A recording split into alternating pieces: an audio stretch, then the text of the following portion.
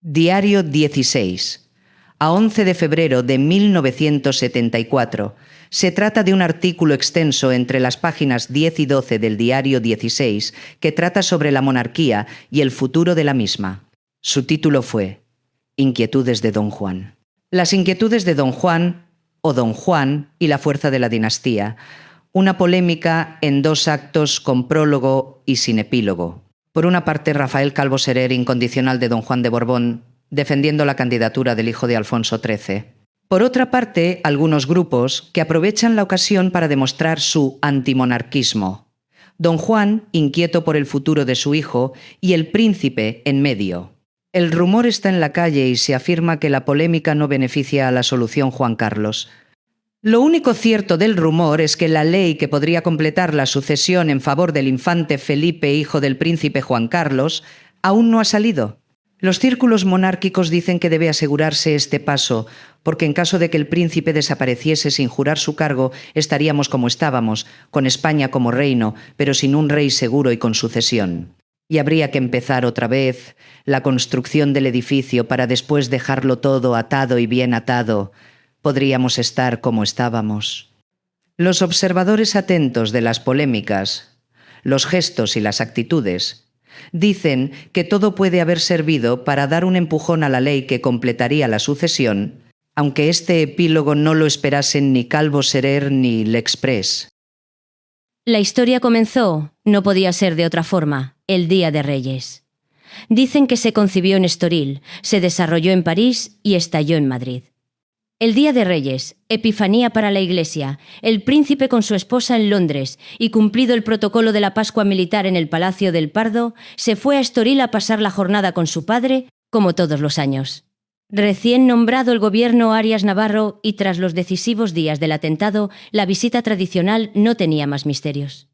No había gatos encerrados en esta consulta lógica de Juan Carlos con Don Juan, especialmente tras la muerte de Carrero, nos dice un monárquico legitimista, militante ahora en las filas de Juan Carlos. Los problemas vinieron luego, cuando ya el príncipe estaba en Madrid. Entre el 20 de diciembre y el Día de Reyes pasaron por Villagiralda los de siempre, o quizá algunos más, debido a los momentos decisivos que estaba viviendo el país. Estuvieron Joaquín Satrústegui, Antonio Fontán, Javier Vidal, Rafael Calvo Serer, quizá el exministro Pedro Sainz Rodríguez, que suele pasar las Navidades en Portugal. La mayoría, antiguos consejeros del conde de Barcelona que suelen visitarle por esas fechas. En la cena del 31 de diciembre probablemente hubo algunos cubiertos de más, ya que la situación política no era para menos. Lo cierto es que Estoril 1974 comenzó a levantar rumores e inquietudes. Se hablaba de una reunión del Consejo Privado de Don Juan, el equipo técnico de cerca de 100 de personas, a los que el conde de Barcelona solía consultar sobre determinados problemas. Pero la verdad es que, como diría días después Don Juan, el Consejo estaba disuelto y él no tenía intención de resucitarlo. El silencio y el cartero del rey. El Consejo no es una camarilla o una escolta clasista o señoritil, según su presidente José María Pemán, formado por financieros, catedráticos de universidad, periodistas, altos funcionarios, militares, economistas, empresarios. Había sido disuelto por el propio Don Juan tras la designación de su hijo como sucesor de Franco a título de rey. Desde ese momento, Don Juan creyó oportuno retirarse prudentemente y guardar de nuevo silencio. Como silencio o indiferencia había adoptado casi siempre hacia él la prensa española. Al rey, decía uno de los boletines de la Secretaría del Consejo Privado del Conde Barcelona, hace poco más de 10 años se le muestra poco y parcialmente, como si fuera peligroso que los españoles supieran cómo es. A partir de la instauración monárquica, de la aprobación por las Cortes de la nueva monarquía, basada en los principios que hicieron posible el alzamiento, Don Juan, tras anunciar que ninguna responsabilidad le había cabido en esa instauración, opta por un silencio que rompe en contadas ocasiones, y solo para justificar su postura. Percibo claramente cómo la opinión nacional ha comprendido y aprueba los motivos de mi actitud personal. Ya hace algo más de un año, con ocasión de la festividad de San Juan, en Estoril y tras un discreto discurso de Don Juan, en el que hablaba de la autentificación de las leyes políticas españolas y de la vocación europea de España, estalló la primera gran polémica de la instauración iniciada, como esta segunda, por Emilio Romero, el cartero del príncipe y del rey. Y vamos por la segunda. Tras el paréntesis de Nero Nestoril y las supuestas conversaciones, don Juan Calvo Serer, del L'Express, asegura que el conde de Barcelona prepara una discreta entrada en la escena política. Aprovechando una invitación a una cacería que todos los años se celebra cerca de París en enero, el conde de Barcelona mantiene una serie de contactos políticos. Contactos que, según otras versiones, se prolongan a nivel ministerial, aprovechando la coincidencia cinegética. Se trataría de la primera etapa de una gira por algunos de los 9 países de la Comunidad Económica Europea. Don Juan, entre otras personas, habla con Van Schendale, secretario del Movimiento Europeo. En este caso, París bien vale una cacería. Pero en este caso, en París, en los círculos afectos a la Embajada Española, la cacería produce nerviosismo e inquietud. Nerviosismo aumentado por las afirmaciones del Express, firmadas por Edouard Bailly, uno de los mejores especialistas franceses sobre España. El rumor identifica a Rafael Calvo Serer, expresidente del Consejo de Administración del Diario Madrid y antiguo miembro del Consejo Privado, y a Antonio García Trevijano, notario excedente y activo organizador de contactos políticos en Madrid durante la estancia de don Juan en 1968, como fuentes del Express. Los dos han coincidido en París con don Juan. Casi simultáneamente con la aparición del Express, don Juan departe en París en el Hotel Meurice, con 5 corresponsales españoles en la capital francesa. Se trata de una audiencia privada quizá para contrarrestar el nerviosismo y para disipar la inquietud que en ciertos círculos oficiales ha producido el artículo del semanario de Jean-Jacques Servan-Schreiber, en la que don Juan niega la preparación de una gira política europea. El misterio del off the record. Terminada la puntualización, accede a abordar algunos puntos de la política española. Están presentes el sobrino de Calvo Serer, que ha hecho de intermediario de la audiencia, Miguel Ángel Gózalo del ABC, Rafael Conté de Informaciones, Francisco Basterra de la agencia EFE, Feliciano Fidalgo de la agencia Logos y Javier Martínez Reverte de Pueblo. Don Juan, acompañado de su ayudante el coronel Lacour, advierte que habla off the record, es decir, no para publicar. Algunos corresponsales hacen un informe confidencial para sus periódicos. Todos respetan el pacto. Pero 24 horas después, el informe confidencial que el corresponsal de Pueblo envía a su periódico aparece en las sucesivas ediciones de este. La audiencia duró 25 minutos, nos declara uno de los asistentes, y don Juan habló en confianza, con normalidad, como siempre se expresa cuando tiene una audiencia con españoles. La entrevista se desarrolló en pie y la mayoría de los asistentes no le dimos mayor importancia. A El Alcázar se le ve el plumero. Pero 48 horas después del pisotón informativo de Pueblo, el ataque viene desde las páginas de El Alcázar, órgano de la Hermandad de Defensores del Alcázar de Toledo.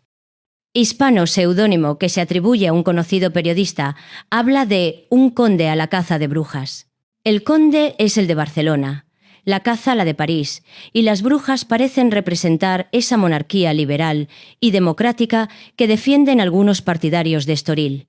El artículo de El Alcázar es un ataque a don Juan propio de los años 50, un ataque a las monarquías tradicionales y un recuerdo de que la única monarquía posible es la del príncipe don Juan Carlos. Según Gabriel Cisneros, se trata de uno de los más lamentables desahogos en forma de artículo que se haya asomado contemporáneamente a las páginas de la prensa española, ya que detrás de él hay contumaces actitudes de hostilidad hacia la persona del padre del príncipe don Juan Carlos. Actitudes tras las que puede sospecharse sin temeridad una apenas encubierta reticencia hacia la decisión de las Cortes españolas de aceptar la propuesta del caudillo de España de proclamar sucesor a título de rey en la jefatura del Estado a don Juan Carlos de Borbón y Borbón. El artículo aparece un jueves y se comenta en el Consejo de Ministros del viernes. El oráculo Dixit.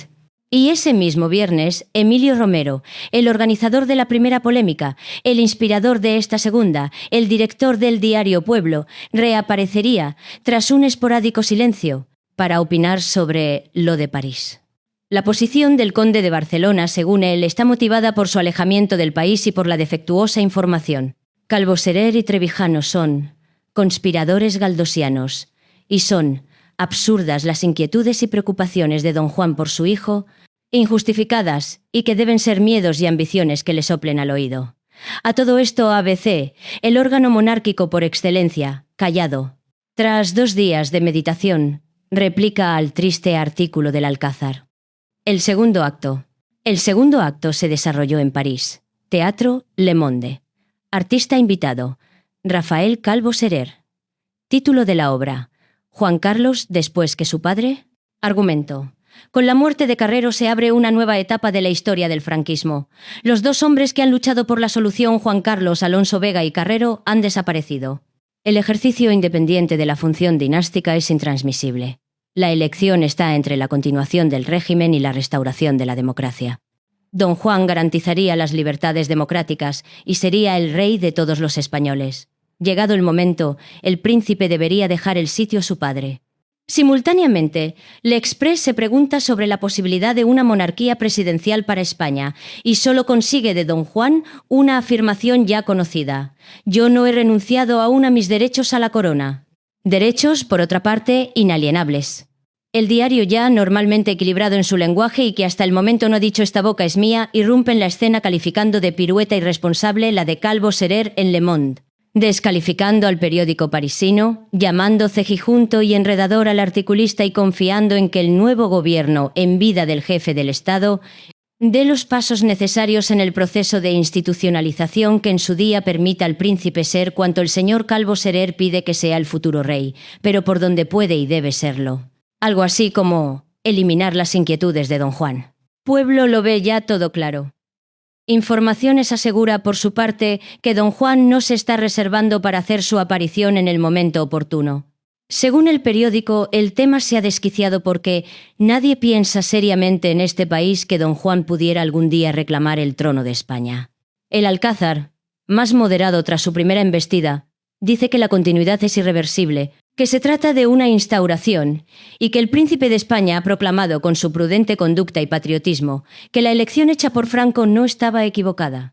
Al ABC le parece original y probablemente intransferible el artículo de Calvo Serer. El futuro es el príncipe, y el futuro de España es algo demasiado importante para entregarlo al juego intrascendente de quienes no acertaron nunca a jugar con la realidad. Cuando ya la marea va cediendo, desde Nuevo Diario, otro monárquico, antiguo partidario carlista, procurador en Cortes y consejero nacional, se considera ofendido con el Alcázar a propósito de los monárquicos tradicionalistas. Una inquietud a sumar. Habla el duque. Con los ánimos ya calmados, Alfonso de Borbón, duque de Cádiz, esposo de la nieta de Franco, hijo del hijo mayor de Alfonso XIII, don Jaime, el que abdicó en favor de don Juan, aclara públicamente que el futuro de España es su primo, el príncipe Juan Carlos. La polémica ha quedado zanjada por ahora. Solo queda la petición pública hecha por Alfonso Osorio en el Club Siglo XXI, entre aplausos.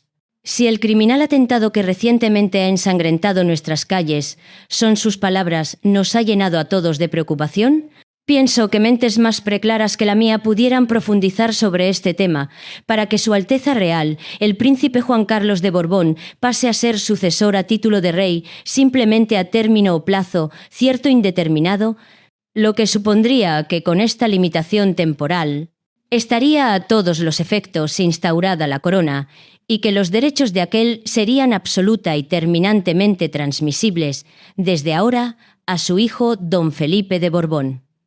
Una inquietud menos. Don Juan ha vuelto a Estoril y no hay continuación de la gira política europea.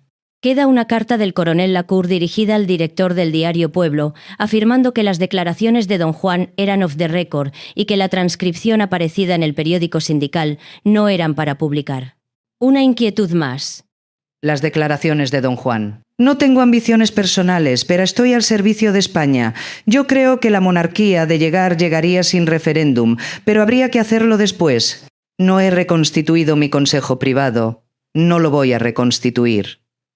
La interpretación del Express se adelanta a los acontecimientos, va por delante de mí. No hay gira política, lo que pasa es que a mí me gusta moverme y además me entrevisto con personalidades políticas a las que conozco pero sin el sentido que quiere darle el Express. Creo que la muerte de Carrero Blanco cambia todos los presupuestos de la política española. El príncipe no ha tenido nada que ver con esta crisis del gobierno. En los 20 días que han seguido a la muerte de Carrero, el pueblo español ha dado muestras de madurez política. El ejército ha demostrado que no es político. Dios me libre de tener contactos con comunistas. No creo en las autonomías regionales. Por lo que respecta a los partidos políticos, me preocupa poco la forma que quiera dársele al sistema. Me interesa más los derechos humanos y el derecho de asociación. Don Juan, por último, expresa una inquietud. La vida de mi hijo es pieza clave para la continuidad del sistema. Diario Pueblo. El Alcázar y la caza de brujas. El vespertino El Alcázar publicaba el pasado jueves un triste artículo que era solo una agresión personal a mi español, ejemplo admirable de patriotismo en las más difíciles circunstancias.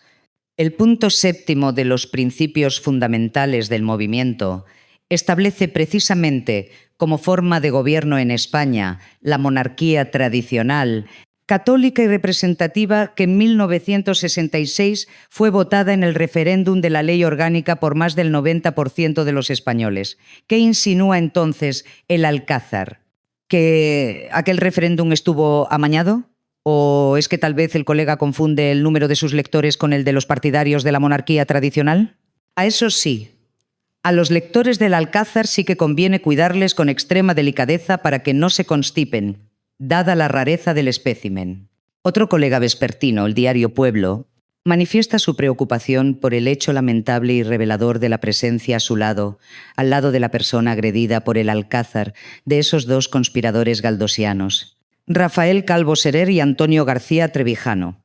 Estos señores ni estuvieron presentes en la audiencia privada a los corresponsales españoles, audiencia concedida off the record para no publicar nada. Ni siquiera estuvieron presentes en el hotel mientras se celebraba. Fueron recibidos, en otra ocasión, como tantos españoles residentes en París. Ligera, sorprendentemente ligera, nos parece la información de Pueblo. Diario ABC. Un conde a la caza de brujas. El conde de Barcelona acaba de romper en París, de manera un tanto estrambótica, un prudente silencio que habría permitido a muchos acallar el recuerdo de anteriores y penosas extroversiones políticas. ¿Qué va a cazar el conde de Barcelona en Europa?